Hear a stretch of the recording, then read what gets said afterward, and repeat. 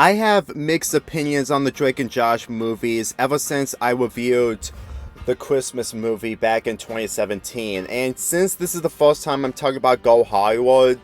I have to admit that this movie really sums up onto why Drake and Josh didn't have any continuous seasons after the fourth. Mainly the fact that the actors are getting old, and due to the accident that Drake got into when it comes to the car accident, Drake and Josh is a lot more different when you completely look at the behind the scenes compared to iCarly and maybe Victorious, and also Henry Danger and Game Shakers, but let's be real, they're not really as the same standards as iCarly and Victorious. Drake and Josh is about to send Megan to her trip to Denver, Colorado, but they end up mistaking her by going to the wrong plane by going to Los Angeles, California. And with that, Drake and Josh head to Los Angeles to find Megan before things get a lot more worse. And let me just say right now, the fact that I just mentioned that these characters got into a serious situation, they've already got themselves into the situation when they took the plane to Los Angeles. During the flight to Los Angeles, Josh met a person named Degan who has a GO similar to his. And let me just say the fact that he managed to swap his GO on accident with this guy really sums up that Josh can't be able to avoid trouble whether he's on a serious mission to save Megan from going to the wrong destination. But then again, this is Josh we're talking about, and this was around the time where the third season is airing. Let me just point this out right now. A movie involving Drake and Josh without laugh tracks honestly feels a lot more awkward. Yes, I know people can enjoy a show without laugh tracks, and this is a treat for them, but the thing is, with me not watching Zoe 101 and have less interest into watching it, no laugh tracks in this movie really feels a lot more bizarre when you completely see Drake and Josh trying to make some great jokes, but with no people laughing at them. Here's the thing, when laugh tracks are used in shows like Drake and Josh, they know how to deliver them at one of the right moments, unlike iCarly and Victorious. And to be perfectly honest, every time I watch bits and pieces of this movie, and when I see the moments where there's supposed to be a laugh track, but there isn't, and instead we just get wacky music, it just feels really out of place for Drake and Josh. I mean, you can say that with Zoe 101 when it comes to how the world is built with no laugh tracks, but here, I really don't like this style of sitcom material if you guys enjoy it unlike I do. And for someone who watched Round the Twist, which was a Patreon request from someone, and even though that show is way more different than this,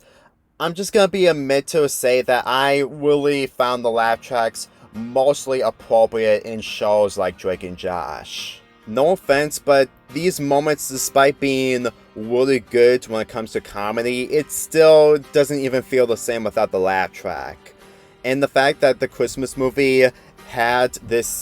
same material of what Go Hollywood had, I'm pretty sure that me not watching the Christmas movie anytime soon really sums up of how different Drake and Josh is when it comes to the movie and the sitcom counterparts, if that makes sense when it comes to comparing a TV show and a TV movie.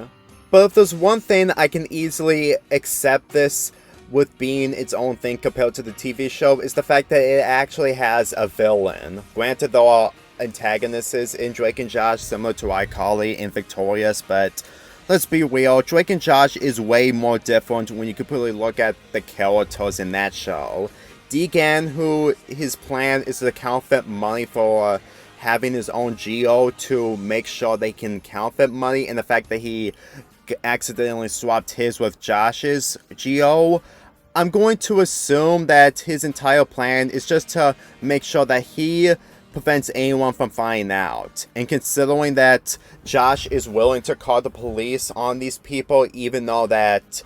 he learned that his GO was switched with his, it really makes the second half of this movie way more important, considering that they wanted to reach this to more than an hour long. And I gotta say, for movies that don't know how to pace it right when it comes to different ideals and the fact that they probably take ideals from previous predecessors, Drake and Josh Go Hollywood doesn't take that route and decide to make the running time of it much more accurate when it comes to other pacings. Granted, I'm going to address a lot when it comes to me reviewing other movies by the time we continue this month, but I digress. But as for Drake's purpose in this movie, aside from helping Megan to get back home while also trying to perform in so many people, which he ends up going to an elderly apartment or location in the beginning of the movie, the fact that Josh managed to book him a gig at the end of this movie by mean a music producer who works for Spin City Records, I have to admit that Drake and Josh took so much inspiration in movies like these, and the fact that they did this similar to Really Big Shrimp just a year and a half after the release of this movie, it really shows that you can see a lot of details in moments like these. Because let me just say this right now, if this is mostly about finding Megan in Los Angeles more than getting the gig while also stopping the bad guys from counterfeiting money, this is basically like Home Alone 2, except that it's not about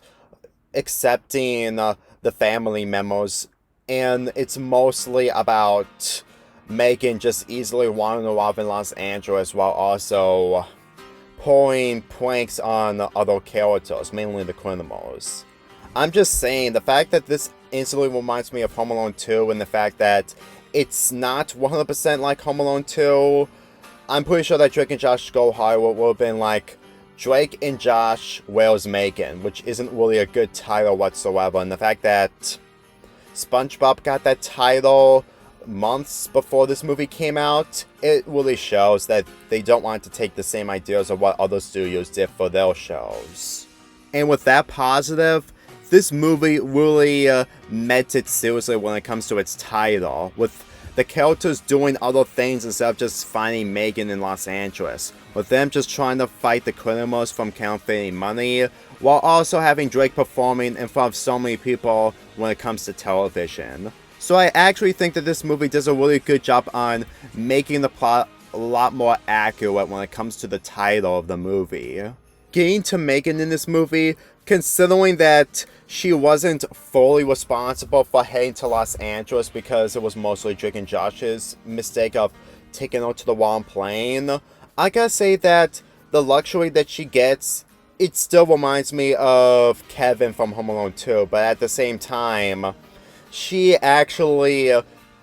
doesn't even need to be punished for what she did, because let's be real, she is the same character that we witness when it comes to other shows involving Dan Schneider. And considering that Megan is a lot more tolerable in this movie compared to her performances in other episodes, it really makes her presence in this movie probably somewhat tolerable. Not to mention, she helped her brothers by calling the cops on the criminals in this movie. So you could say that this is similar to the Counterfeit Grills episode where Megan does a good deed, and this is similar to that episode. So all in all, Megan is mostly fine in this entire movie, and I don't mind her presence whatsoever, since it wasn't entirely her fault that she got to Los Angeles in the first place. Okay, you can point out that she took counterfeit money, but at the same time, since that nobody saw that, this is probably Megan when it comes to being Megan.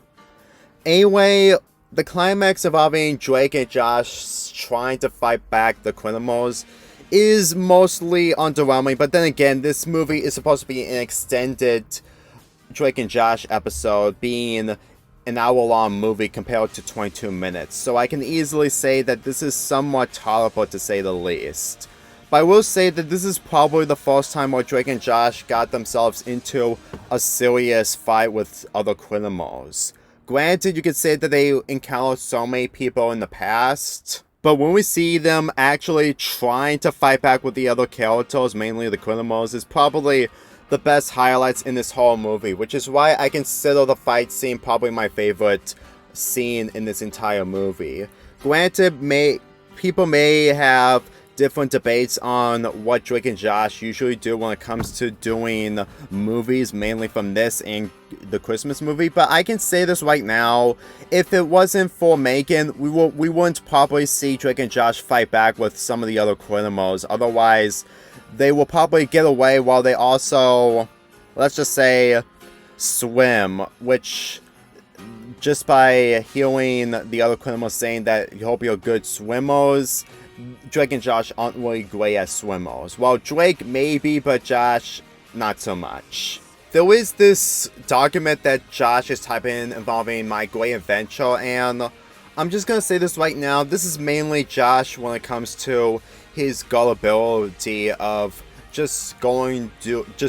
real things, but at the same time, Drake is part of it. And with this movie mainly about his great adventure, it actually really sums up of why he made that document in the first place. Granted, this was before he mistaken Megan by going to the wrong plane trip, but at the same time, Josh's imagination before the 4th season, where he's matured much more differently than he was, it really feels like this is mostly prime Josh before her prime Josh ends up completely going away once we head into the 4th season. All in all, I can easily tell that this is really about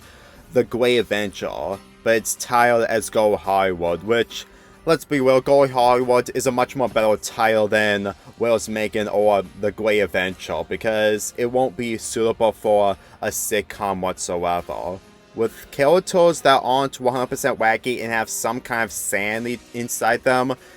I'm pretty sure that it will probably make the movie less advertising than anything. If this was a cartoon, then it would probably be suitable, but with this live action, Go Hollywood will always be the better title. There's really nothing else to say about this movie in general, other than it's a good movie, but at the same time, I would prefer watching the other Drake and Josh episodes over this. And for how long I ranked the Christmas movie, since it serves as the finale of Drake and Josh, I still think that it still didn't hold up when it comes to my perspective on the Christmas movie in general. Then again, that plot is mostly full of fantasy when it comes to Drake and Josh just trying to avoid getting arrested, but at the same time, compared to that plot than this, I think comparing these two movies in its separate video will probably be a lot more interesting than just re-reviewing the Christmas movie again. All in all, Drake and Josh Go Hollywood is mostly an extended episode of Drake and Josh, but then again, this didn't release in theaters, nor any other way to be something completely different when it comes to taking a different route, which it did, but as in making the characters out of character, which, believe me, there are so many movies where the characters are mostly different compared to their TV sitcom counterparts, which is something I've noticed since watching the other sitcoms involving Disney and Nickelodeon. I give this movie a 7 out of 10. Let's get this started again.